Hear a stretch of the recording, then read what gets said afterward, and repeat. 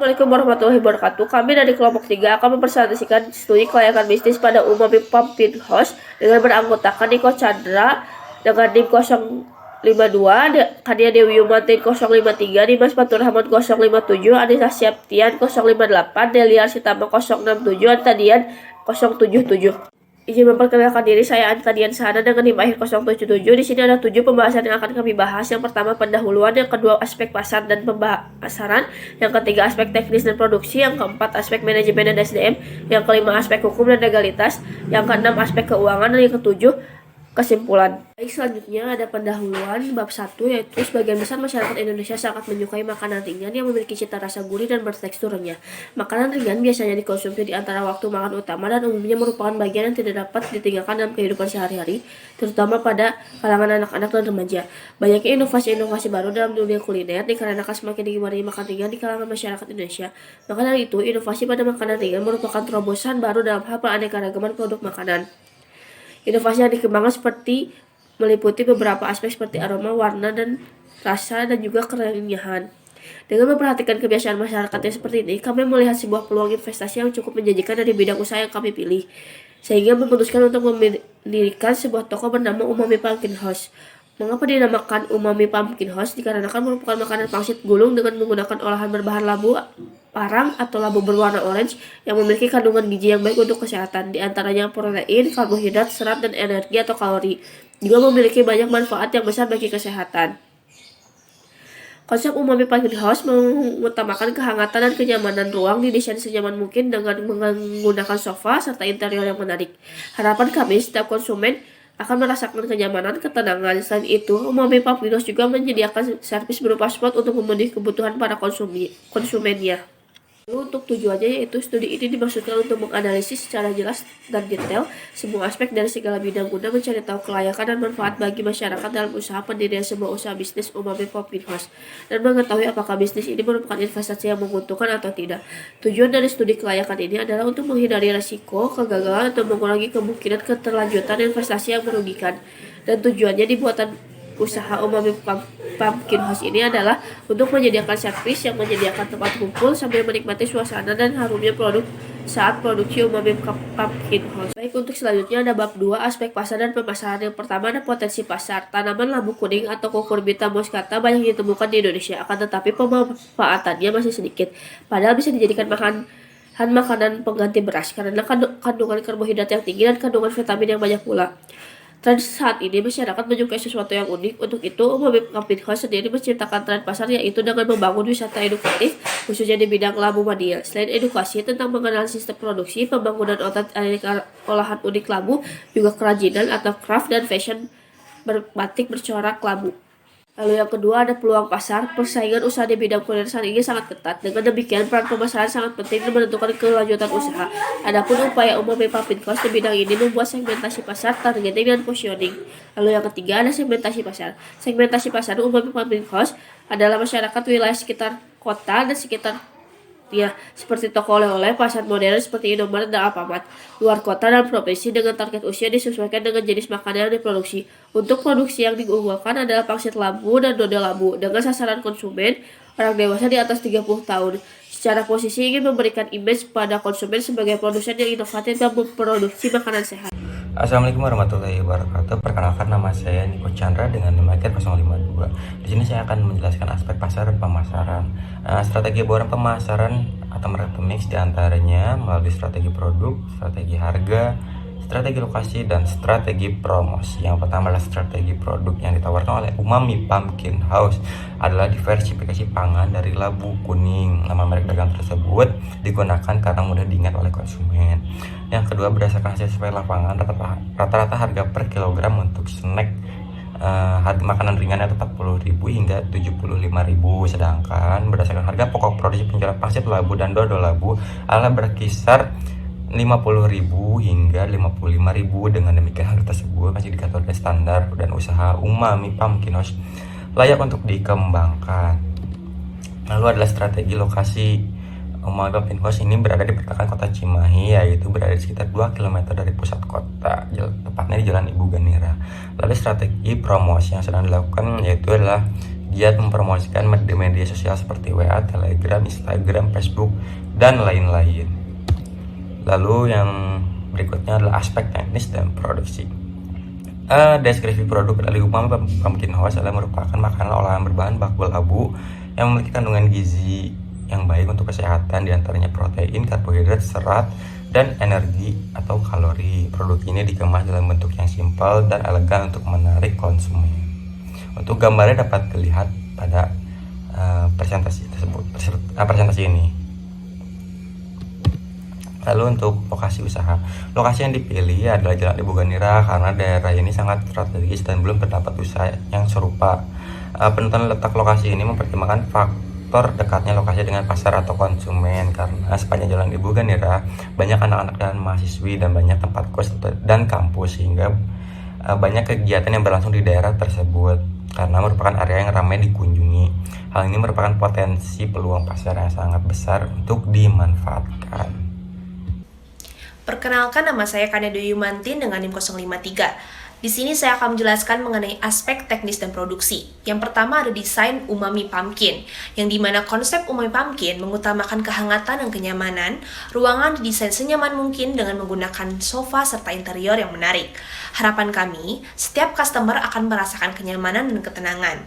Lalu selanjutnya, yang kedua ada proses penjualan. Karyawan yang bekerja itu sebanyak 2 orang. Karyawan mulai bekerja dari pukul 11 pagi sampai pukul 8 sore, yang dimana karyawan ketika baru sampai di tempat kerja mulai membersihkan lingkungan sekitar stand dan menyiapkan segala keperluan yang dibutuhkan untuk penjualan. Ketika customer tiba, karyawan melayani customer dengan mengucapkan salam terlebih dahulu, yaitu menyebut siang, sore, malam. Setelah itu, karyawan menyediakan dan memberikan kepada customer, lalu menerima uang pembayaran dan mengucapkan terima kasih selamat datang kembali. Selanjutnya di sini ada aspek manajemen dan SDM. Yang pertama di sini ada struktur organisasi. Dalam menjalankan bisnisnya, Umami Pumpkin House membutuhkan beberapa tenaga kerja agar dapat beroperasi. Oleh karena itu, manajemen atau pemilik Umami Pumpkin House telah menyusun suatu struktur organisasi yang diharapkan dapat menunjang bisnis yang sedang dijalankan. Dapat dilihat struktur organisasi dari Umami Pumpkin House sebagai berikut.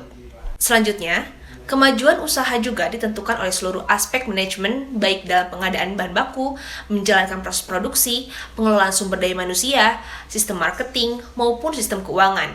Untuk membuat sebuah rancangan usaha, kecanggihan teknologi saat ini sangat diperlukan agar dapat dilakukan pencepatan usaha. Tanpa teknologi akan mengalami ketertinggalan dan pencapaian ekonomi yang diharapkan. Sistem pengadaan bahan baku dapat dilakukan kemitraan dengan petani sekitar lokasi produksi guna untuk meminimalisir biaya. Nama saya Anissa Septian Liantin dengan NIM akhir 058. Di sini saya akan menjelaskan mengenai aspek manajemen dan sumber daya manusia. Dalam aspek manajemen dan sumber daya manusia ini ada beberapa hal yang diperhatikan, yaitu yang pertama, dalam menjalankan proses produksi dibutuhkan mesin yang mampu menghasilkan kapasitas produksi yang banyak dan kontinu sehingga kebutuhan pasar akan terpenuhi. Lalu dilakukan pelatihan-pelatihan terhadap sumber daya manusia untuk bisa melakukan operasional sesuai SOP yang telah ditentukan. Lalu diperlukan juga ahli teknik informatika dan komunikasi dan alat teknologi dalam menjalankan sistem pemasaran dan juga menggunakan aplikasi sistem keuangan untuk mempermudah perhitungan arus kas. Lalu selanjutnya ada aspek hukum dan legalitas. Di aspek hukum dan legalitas ini untuk memberikan kenyamanan dalam berusaha baik untuk produsen maupun kenyamanan untuk konsumen, Umami Pumpkin House ini telah memiliki legalitas yang telah ditentukan oleh pemerintah dalam hal yang berkaitan dengan persyaratan di bidang kuliner. Legalitas tersebut diantaranya NPWP, NIB, PIRT, dan label halal.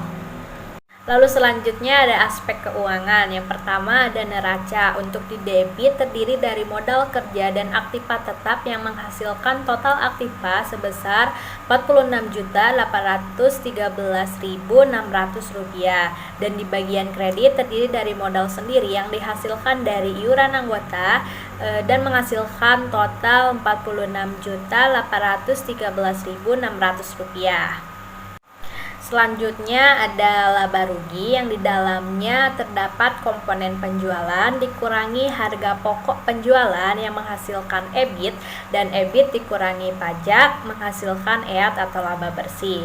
Laba bersih pada tahun 2017 sebesar Rp21.220.200, pada tahun 2018 sebesar Rp39.459.400, pada tahun 2019 sebesar Rp39.998.600, pada tahun 2020 sebesar Rp48.537.800, dan pada tahun 2021 sebesar Rp57.077.000. Assalamualaikum warahmatullahi wabarakatuh. Nama saya Dimas Faturrahman dengan NIM 51118187. Di sini saya akan menjelaskan tentang aspek keuangan.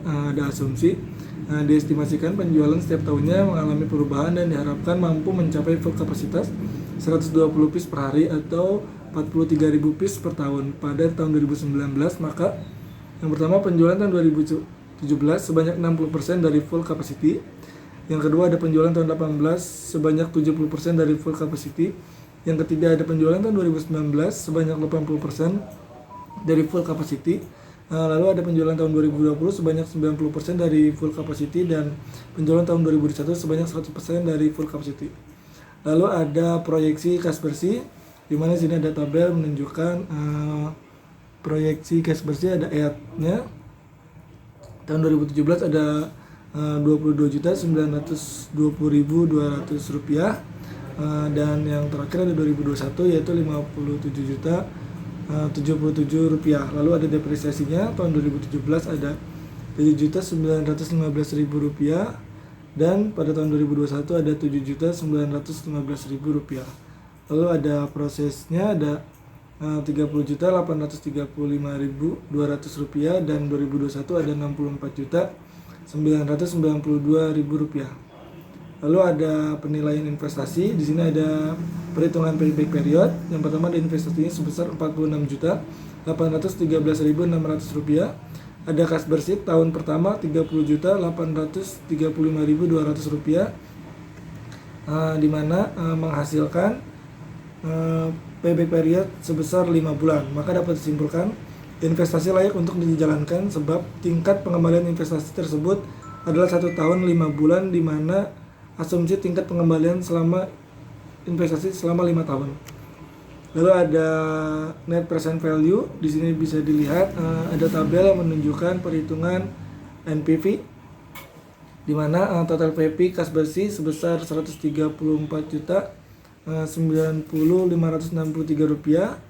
Ada total PV investasi sebesar Rp46.813.600, dan NPV-nya sebesar Rp87.276.963. Jadi dapat disimpulkan bahwa usaha ini layak untuk dijalankan karena memiliki nilai NPV yang positif, yaitu Rp87.276.963. Lalu yang terakhir ada IRR atau Internal Rate of Return, di mana di sini ada perhitungan IRR dari tahun 2017 sampai dengan tahun 2021, yang dimana jumlah PP kas bersih sebesar Rp134.905.563, total PP kas bersih sebesar Rp46.813.600, dan NPV untuk C1-nya Rp87.276.963, dan C2-nya sebesar minus Rp497.500.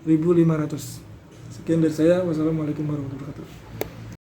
Assalamualaikum warahmatullahi wabarakatuh. Perkenalkan, nama saya Deli Arsitama dengan NIM 5111181067. Sini saya akan memaparkan aspek keuangan mengenai perhitungan IRR. Diperoleh hasil dari perhitungan IRR yaitu sebesar 20,597. Karena IRR lebih besar dari tingkat bunga yang disyaratkan sebesar 20%, maka investasi dapat diterima. Selanjutnya ada kesimpulan. Berdasarkan pada analisa studi kelayakan bisnis yang telah dijabarkan, maka dapat disimpulkan bahwa yang pertama, segi pasar. Umami Pumpkin House memproduksi makanan sehat yang memperhatikan kandungan gizi dan manfaat yang baik. Ini diharapkan dapat memberikan image kepada konsumen bahwa kami sebagai produsen yang inovatif. Target usia disesuaikan dengan jenis makanan yang diproduksi. Yang kedua, dari segi hukum, kami telah memiliki legalitas yang telah ditentukan oleh pemerintah. Dalam hal ini yang berkaitan dengan persyaratan di bidang kuliner. Legalitas tersebut diantaranya NPWP, NIB, PIRT, dan halal. Yang ketiga, dari segi produk, bahan baku yang kami gunakan yaitu memiliki kandungan gizi yang baik bagi kesehatan, di antaranya protein, karbohidrat, serat, dan energi atau kalori, dan juga banyak memiliki manfaat yang sangat besar bagi kesehatan, antara lain sebagai sumber nutrisi yang baik bagi kesehatan jantung. Yang keempat, dari segi lokasi. Segi lokasi yang kami pilih cukup strategis karena dekat dengan pasar, berbagai tempat kos, dan kampus di wilayah Jalan Ibu Ganirah, Cimahi.